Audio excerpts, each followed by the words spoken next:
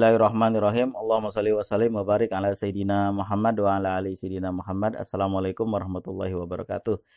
Kita teruskan cerita kita nostalgia tahun 1980-an. Yang saya maksud tahun 1980-an, ada an di belakang 80, itu antara tahun 1980 sampai tahun 1990. Itu masa-masa saya kecil. Nah, tahun 90 sampai tahun 2000 itu masa-masa remaja. Tahun 1999 sampai tahun 2010 masa-masa kuliah. Nah, ini banyak juga itu fakultas yang saya lewati. Jadi ini kita cerita tahun 1980-an. Tentang apa? Tentang TV waktu zaman itu. Nah, saya cerita ini kisah tentang TV dan siaran-siaran TV hiburan pada zaman itu.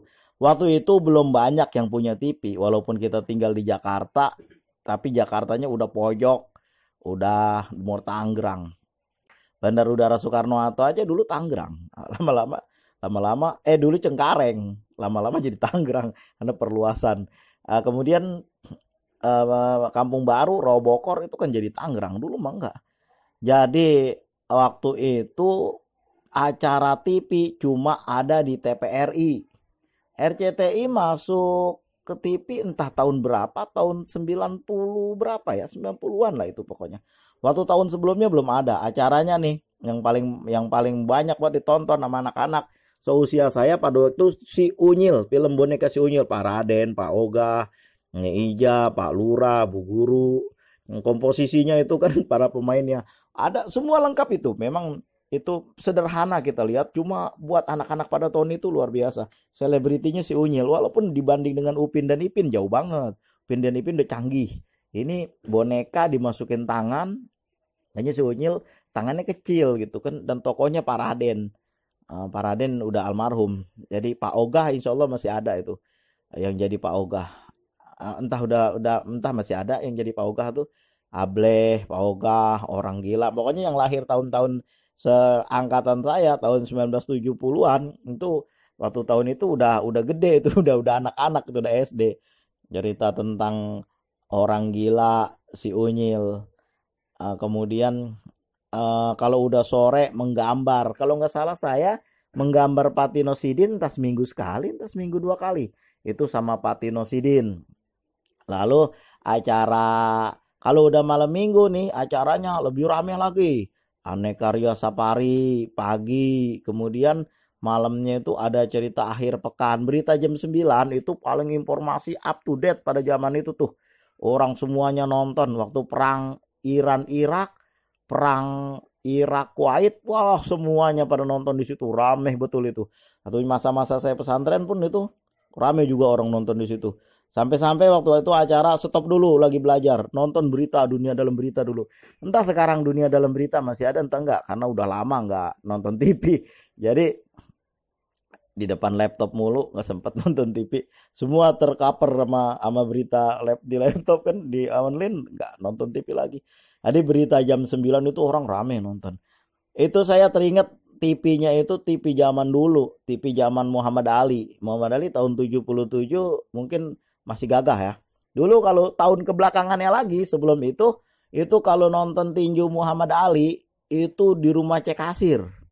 Itu kita datang ke dekat kelurahan, dibuka banyak itu gordennya, dibuka sama Cek Kasir, anak-anak Cek Kasir. Kita nonton dari luar gitu kan. Itu memang tinju Muhammad Ali itu sanggup menghentikan perang Vietnam sebentar itu, beberapa menit, mungkin beberapa jam ya, sejam mungkin ya, sempat berhenti itu untuk tinju Muhammad Ali. Muhammad Ali lawannya kayak Norton, kalau nggak salah itu Foreman, entah siapa lagi itu. Waktu itu saya masih kayaknya Muhammad Ali udah mulai redup, baru saya baru inget gitu kan. Waktu Muhammad Ali sedang jaya-jayanya masih kecil sayanya, jadi belum ngerti. Kemudian kalau udah hari Sabtu malam minggu itu saya sama abang pakai sepeda. Kemana itu? Bawa aki. Kalau yang kayak aki mobil tapi gede. Jadi aki itu disetrum sama tempat penyetruman, tempat charger aki, yaitu tempat Jimursan di simpang Jimursan, tempat yang ada kecelakaan itu. Nah di situ saya sama abang udah bawa ke situ pagi-pagi itu. Kira-kira jam 7 harus sudah bawa. Kalau lebih dari itu nanti ngantri orang rame. Ya bukan hanya untuk kepentingan TV, karena TV kan Yang punya baru 1-2. Siapapun yang punya TV pada tahun itu belum ada listrik. Ya tingkat-tingkat kita ini ekonomi makmur, rumah doang sumur, itu ya 1-2 yang punya listrik. Jadi belum ada listrik tuh. Di charger pakai aki dari pagi chargernya itu. Nanti kira-kira udah acara TV udah mau dimulai malam Sabtu jam 4 sore habis asar kita udah datang tuh ke rumah Haji Mursan. Wow, udah penuh, baru dibawa pulang. Itu ketahanan TV dimulai dari jam 4:30 film Flash Gordon, lalu sampai berita jam 9 itu panteng terus itu sampai kalau nggak salah jam 11-an atau setengah 12, apa itu berita akhir pekan, apa ya, film akhir pekan. Habis dah tuh acara. Kemudian besok paginya 7:30 mulai lagi film si Unyil. Lalu dari gelanggang ke gelanggang. Lalu yang paling ditunggu nih sama anak muda waktu itu, Anekarya Safari. Itu yang paling rame banget zaman Ice Trisnawati nyanyi Duh Engkang. Wah, ramenya luar biasa itu. Semua orang pada nonton.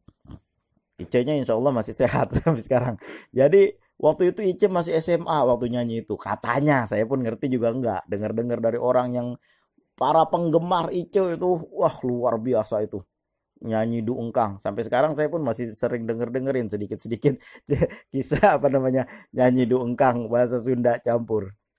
Jadi ramai betul itu yang nonton.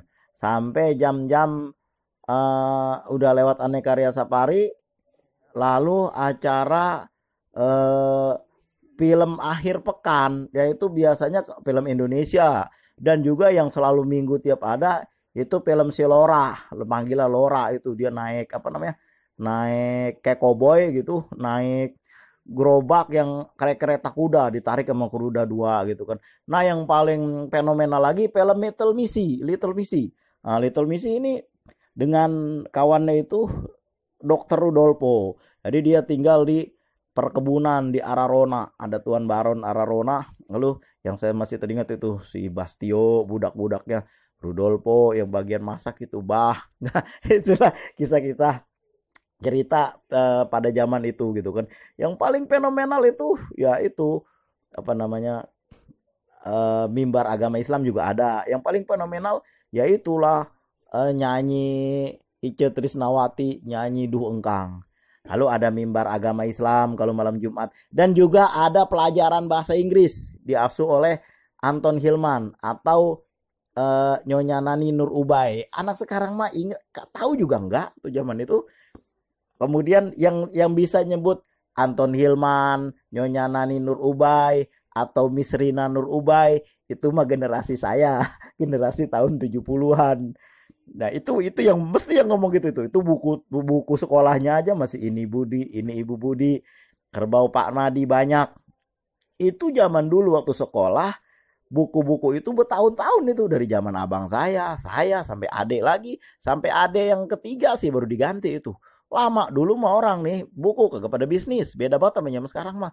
Zaman sekarang kita pakai buku ini tahun depan udah ganti lagi. Tahun depan udah ganti lagi mana bukunya tebal-tebal banget. Beda dengan zaman dulu. Zaman dulu itu satu buku sampai berapa generasi itu dipakai terus dan belajar membaca. Ini Budi, ini Ibu Budi, ini Bapak Budi. Itu dulu. Jadi nanti insya Allah kita cerita di bagian pendidikannya ya pada zaman dulu. Ini bagian hiburan TV dulu. Lalu nggak lama kemudian masuklah RCTI. Tapi untuk TV berwarna aja. Karena TV saya TV nggak berwarna, itu TV bekaki kalau yang dulu mah. Tapi TV saya nggak bekaki, lebih kecil lagi. Tapi dari kayu. Yang bekaki itu biasanya orang-orang kaya. Kayak Jitabar, cek kasir. Itu juga karena bapak jualan mungkin rezekinya ada tiap hari jadi sanggup beli TV. Akhirnya bagaimana nasib TV itu? Terakhir saya dengar dari bapak TV itu ditukerin kelapa. Entah 500 butir, entah 300 butir dengan TV itu. TV itu hitam putih. Ya kalau sekarang mah udah jadi legendaris banget itu kan. Jadi udah gitu TV yang nggak berwarna nggak dapet siaran, harus pakai decoder. Yang TV warna juga kalau nggak salah harus pakai decoder waktu zaman itu.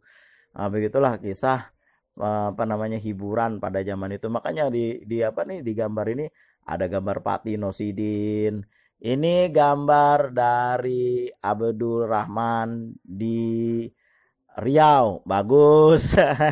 Itu generasi-generasi itu, generasi Yusuf Mansur, generasi saya, generasi mungkin Bang Insan Tutor itu generasi juga sama tuh.